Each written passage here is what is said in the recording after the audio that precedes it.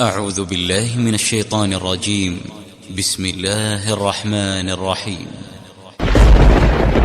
Le Coran en réalité, c'est pour le cœur.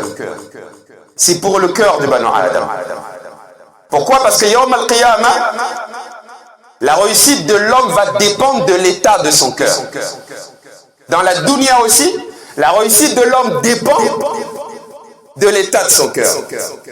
Parce qu'il ne faut pas confondre avoir les biens de la dunya et réussir sa vie de la dunya. C'est pas pareil. C'est pas pareil.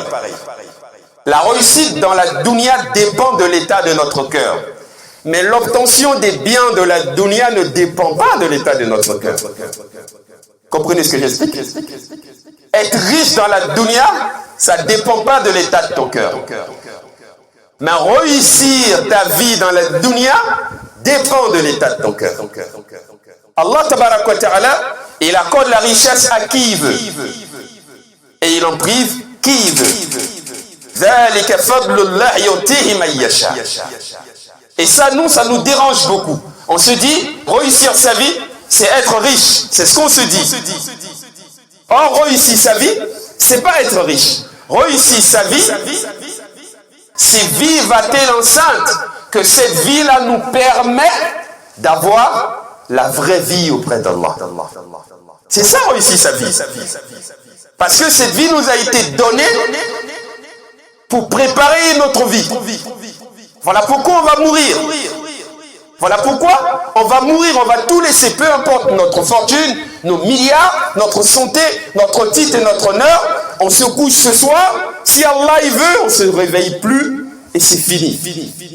Donc ça veut dire quoi? Tu peux avoir tous les palais du monde, tu peux avoir les belles voitures, tu peux même faire tous les projets. Si Allah il veut, tu te couches ce soir, tu ne te réveilles plus.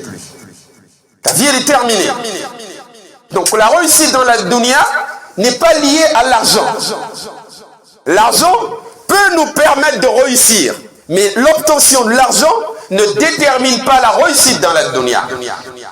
Et Allah nous montre ça. Voilà pourquoi vous allez voir des personnes qui sont des milliardaires.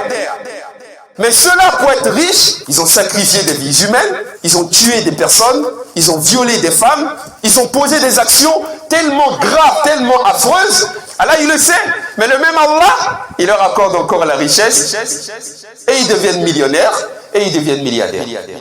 Vous allez voir des gens qui vont aller voir des charlatans.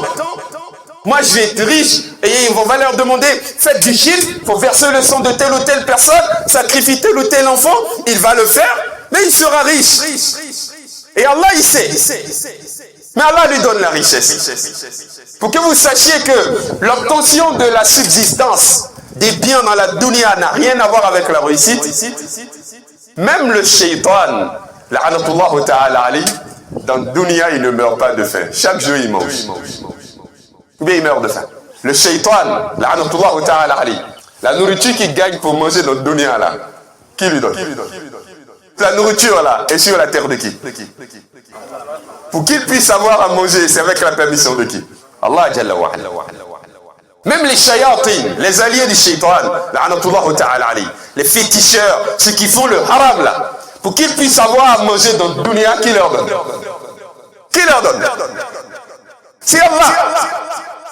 Il peut aller faire toutes ces incantations. Même ceux qui disent qu'Allah n'existe pas, il y a des gens qui disent que Dieu n'existe pas. Ils disent Dieu n'existe pas. Mais qui leur donne à manger dans la dunya? C'est Allah Jalla wa Ala. Qui leur accorde la santé? C'est Allah Jalla wa Ala. Même Pharaon, la'anatullahu ta'ala alayhi, c'est lui qui a dit Ana rabbukumul a'la. Pharaon qui a tué, qui a égorgé des enfants, qui a dit lui il est Allah avant qu'il ne soit englouti, avant qu'il ne meure. Est-ce qu'il ne mangeait pas? Mais c'est le jour où il a dit Ana rabbukumul a'la, Allah l'a privé de nourriture? Non. Donc Allah il nous montre ici que la subsistance dans la dunya, la richesse dans la dunya n'est pas liée à ta foi. Et ça nous dérange. Et on ne l'accepte pas. Souvent on dit mais moi je prie beaucoup. Et ça c'est une porte aussi vers le haram. Parce qu'on ne comprend pas. Moi je prie beaucoup, je jeûne, je lis le Coran. Mais comment ça se fait que moi je demande à Allah? Allah il ne me donne pas. Mais mon frère là, ou bien mon voisin, mon ami, il vit dans le haram, il fait le broutage, et il a des petites copines, il consomme la drogue, mais lui son magasin il marche, lui il a des biens. Mais moi je fais ce qu'Allah me demande, mais rien ne marche. Donc à un moment donné tu es tenté. Tu te dis mais apparemment la réussite là n'est pas dans la religion. Hein. Parce que les gens ils n'ont pas la religion, mais ils sont riches. Si tu veux être riche dans le dunya, tu n'as pas besoin d'être un croyant pour être riche. Mais si tu veux réussir ta vie, tu dois être un croyant. Posez-vous la question, je veux être riche, je veux réussir ma vie. C'est deux choses totalement différentes. Dans la dunya, ce qu'on obtient dans la dunya, ce n'est pas lié à notre foi. La seule chose qui est liée à notre foi qu'on obtient dans la dunya, c'est la baraka. C'est la baraka. En dehors de ça, la richesse n'est pas liée à ta foi. Ça n'a rien à voir avec ça. Il y a des chrétiens qui sont riches, il y a des juifs qui sont extrêmement riches. Ça n'a rien à voir avec ça. Du tout. Dans la dunya, on n'aura dans la dunya que la part de bien qu'Allah nous a destiné. Pas plus. Dors à la mosquée, dors à l'intérieur de la Kaaba. La part de la dunya qu'Allah t'a réservée, c'est ce qu'Allah va te donner. La seule différence, si tu es croyant, Allah mettra la baraka dedans. Et ça pourra te permettre de faire plus de choses. Mais la part de richesse que Dieu t'a prévue, c'est ce qu'il te donne. Si tu veux, dis Allah n'existe pas. Insulte Allah, rabaisse Allah. La part de bien qu'Allah t'a promis, Allah va te le donner. Voilà pourquoi n'abandonnez jamais Allah pour la dunya. Parce que ce qu'Allah a promis, il te le donne. Personne ne pourra t'empêcher d'obtenir ce qu'Allah t'a promis dans le dunya. Si tu n'as pas eu, tu ne devais pas avoir. C'est pas à cause de l'islam. Ah, ça fait 2-3 ans que je ne travaille pas. C'est pas à cause de ta religion. Allah, il avait écrit qu'avant de travailler, tu allais passer 2 ans à la maison. C'est comme ça. Allah, il t'accorde dans la dunya la part qu'Allah t'a réservée. Et quand Allah, il décide de t'accorder, personne ne peut t'empêcher d'obtenir la part qu'Allah t'a réservée. C'est Allah même qui l'a dit. ما يفتح الله للناس من رحمة فلا ممسك لها وما يمسك فلا مرسل له من بعده وهو العزيز الحكيم. Allah dit, lorsque moi Allah je décide d'accorder un bien à ma créature parce que j'ai pitié de lui. Allah n'a pas dit parce qu'il le mérite. Allah dit par pitié. Allah dit ما يفتح الله للناس من رحمة فلا ممسك لها. Allah dit si je décide de donner des biens à quelqu'un par pitié ou bien parce que je veux, Allah dit, Allah dit, il n'y a personne à la surface de la terre qui pourra l'empêcher d'avoir le bien que moi, Allah, je lui donne. Personne.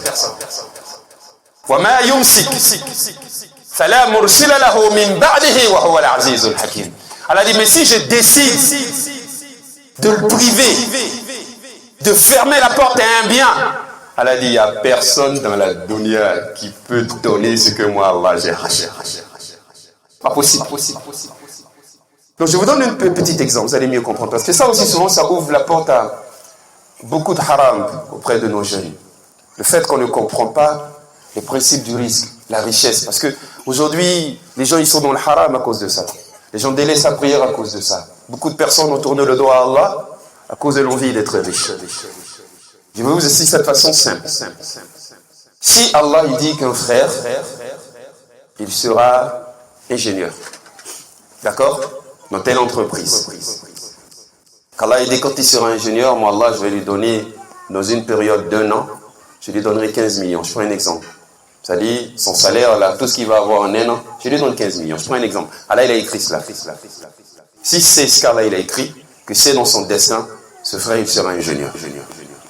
Et il aura les 15 millions.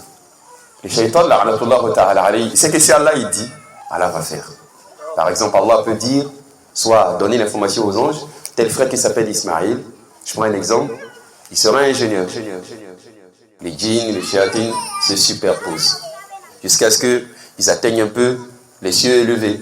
Et souvent, ils entendent quelques brins d'informations qu'Allah donne aux anges concernant les hommes. C'est juste ce que les marabouts s'appuient pour tromper les hommes en fait.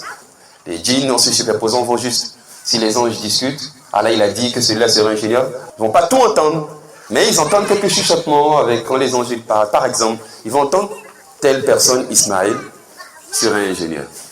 Mais il sera ingénieur quand? Ça, ils ne savent pas. Il sera ingénieur où? Ça, ils ne savent pas. Il sera ingénieur à quel âge? Ça, ils ne savent pas.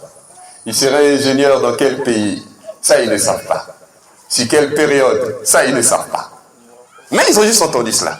Et donc, ils descendent. Ils donnent cette information à leurs alliés parmi les hommes. Les charlatans, ceux qui font le shirk.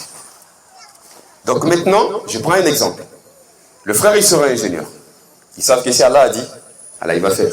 Est-ce qu'eux, ils peuvent empêcher Allah de te donner ce qu'Allah t'a promis? Ils ne peuvent pas. Mais il y a une chose qu'ils peuvent faire. C'est quoi? C'est te faire vivre dans le haram avant qu'Allah t'accorde ce qu'Allah t'a promis. Pas si vous comprenez en fait. Allah dit qu'il va lui donner l'argent. On sait qu'Allah va lui donner. On ne peut pas empêcher Allah de lui donner. C'est Allah qui est capable, nous on ne peut rien. Mais on peut faire quelque chose. On va le faire vivre dans le haram. Tout ce qu'Allah n'aime pas, on va l'inciter à le faire. Dans sa jeunesse, on va faire qu'il sera fornicateur. Il aura des petites copines. Il va consommer la drogue. Tout ce qu'Allah n'aime pas, on va l'inciter à le faire. On ne sait pas quand Allah va lui donner les 15 millions. Quand est-ce qu'il va travailler? Mais si on le fait vivre dans le haram, d'ici le jour où Allah va dire, c'est aujourd'hui qu'il sera ingénieur, ça veut dire qu'il a tellement vécu dans le haram, que le jour où Allah va décider de lui accorder ce bien-là, Allah sera en colère contre lui. C'est-à-dire quoi? On le fait vivre dans le haram. Si Allah il a dit par exemple qu'en 2025 il sera ingénieur, depuis il a 15 ans, 16 ans, il fait le haram, il a des petites copines. Pendant des années, on va l'inciter à désobéir à Allah. Lorsqu'il va désobéir à Allah, si l'année ou le moment où Allah il a dit qu'il va lui donner le bien, Allah va lui donner. Mais à ce moment-là, il a tellement désobéi à Allah qu'Allah il est en colère. Même si Allah il est en colère, Allah va lui donner. Mais Allah, quand il est en colère, il te donne ce qu'il t'a promis. Allah enlève la baraka dedans.